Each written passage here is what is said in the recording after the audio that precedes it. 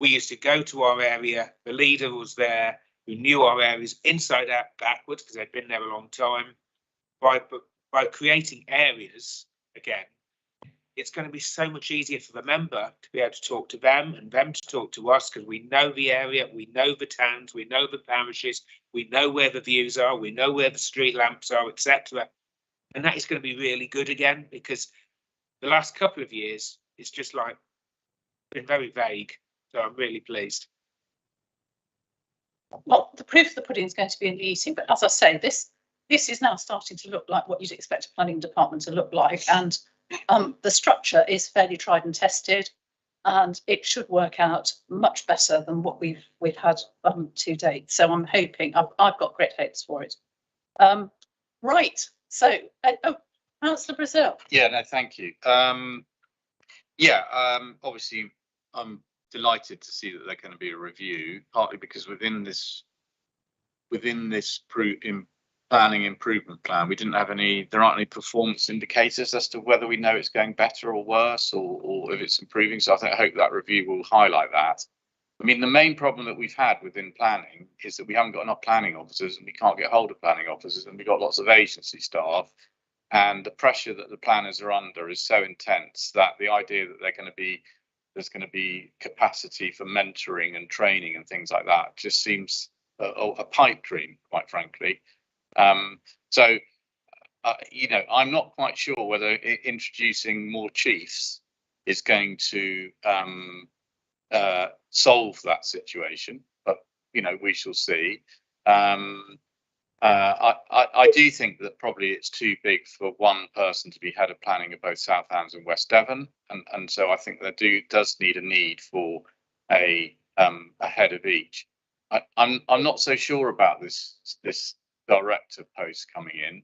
I mean, we've got very senior management here and directors, and one begs the question. If we've got an assistant director for planning, who's their line manager and what's their job? Mr. Powell, would you like to come in on that one?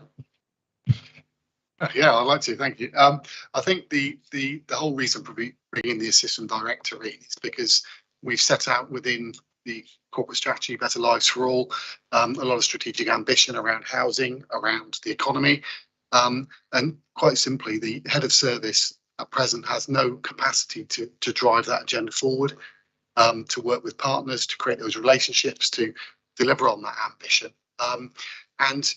The reality is at the moment, there is a complete lack of management capacity across the whole of the planning, the development management service. We're bringing strategic planning into this service now, potentially neighbourhood planning as well. And so even by splitting it to two heads of service who will have line management responsibility for teams of at least 30, there's still a lack of capacity corporately to deliver on that work. As SLT at the moment, we have, my role, for example, includes planning, but includes climate change, elections, democratic services. So there's a wide range of work that I have to provide direction operationally and to a point strategically in conjunction with members. So, we've looked at it, we've compared it with other authorities of a similar size. We've looked at the workload. We've taken external advice from the Planning Advisory Service and other experts. And, this is seen to be the optimum way to go forward to deliver on the ambition of the council and provide the service which I think members expect. In terms of numbers of planning officers, I think it's important to point out in the report that members approved an additional 4 planners and 2 lawyers back in the autumn. So it's not a question, it certainly isn't a question of putting more chiefs in. It's a question of making sure we've got enough officers to deal with the demand, which we work closely on in terms of numbers of applications and type of applications per officer. But the clear glaring gap has been at management and leadership, which is why this proposal is put forward as it is. Hopefully that helps, Leader. Yes, I think the problem has been that the head of DM has been firefighting the DM side of it and hasn't had the strategic overview that is required.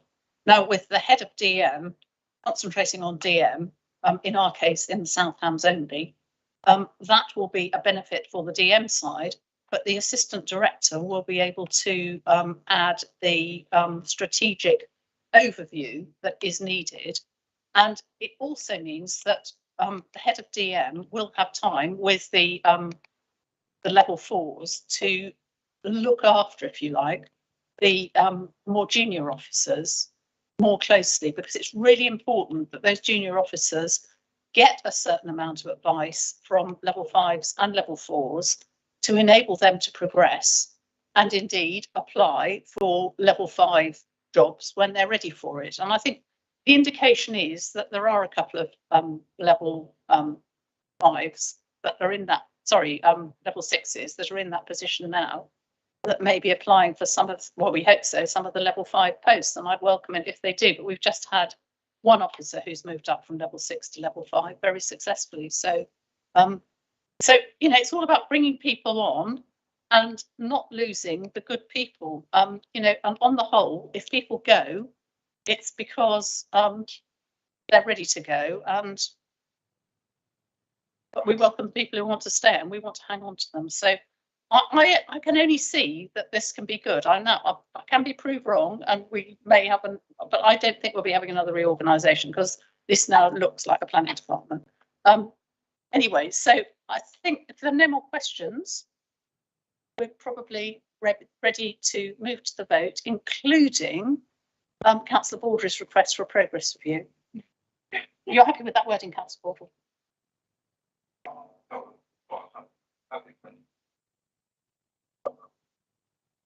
I was happy when it went up, Leader, but I take Councillor Brazil's point that perhaps we need some measures somewhere. Perhaps that won't be a part of this vote.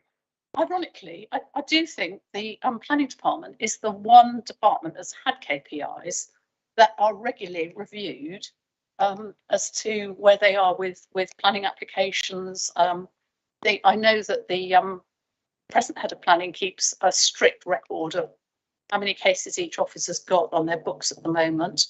And there's been a huge improvement in that since the beginning of April, when we're not sort of negotiating within applications anymore, but encouraging people to do pre-apps. So I would disagree that there aren't any KPIs, because that is the one department where there are KPIs. But you want to say something, Mr. Palmer? Yeah, thank you, Leader. Yeah, I mean, the general KPIs for the service, which are in line with the planning targets set by government, are reported to DM committee.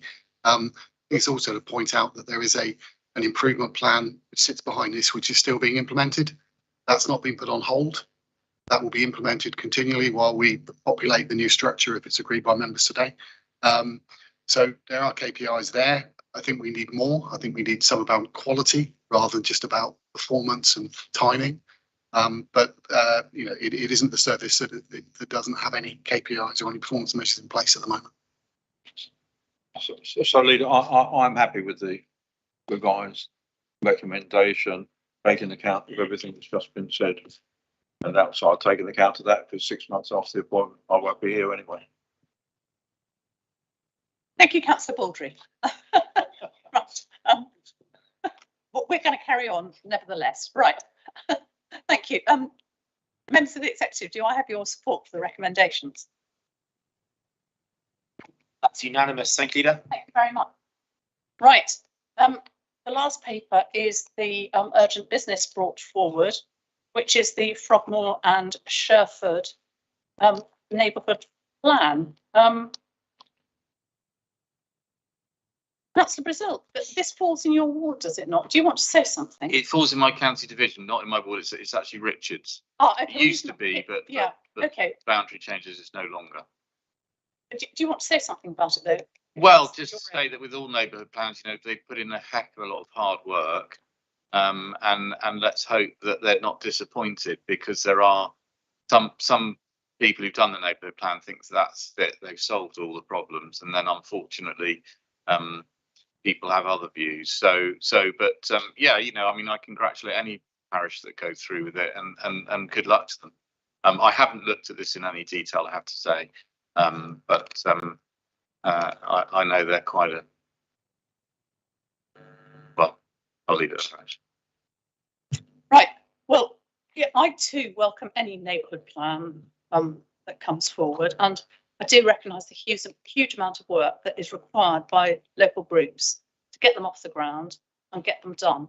But I think there's one thing Councillor Brazil's just said that I would absolutely echo in spades, and that is that getting your neighbourhood plan made is only the beginning of the story, because you have the parish needs to use that neighbourhood plan when responding to planning applications and bring out the important parts of that neighbourhood plan that distinguish and take things further than the local plan does.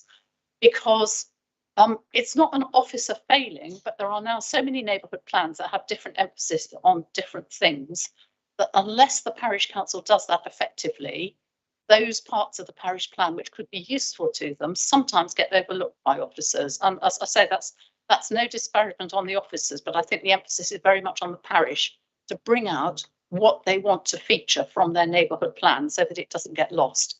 And that's really important. I know we do it and it works really well, but I wish other parishes sometimes would use their neighbourhood plans more than they do when they're responding to planning applications. But this is a really good news story. And I congratulate the neighbourhood plan group, and I recommend that the executive approves the making, or otherwise called adoption, of the Frogmore and Sherford neighbourhood development plan. And members, are there any questions or comments? Second that. Thank you very much, Councillor Baldry. Any questions or comments? Well, in that case, shall we go straight to the vote? That's unanimous. Thank you, Ida. Thank you very much. And that concludes this morning's business. So thank you very much, everybody.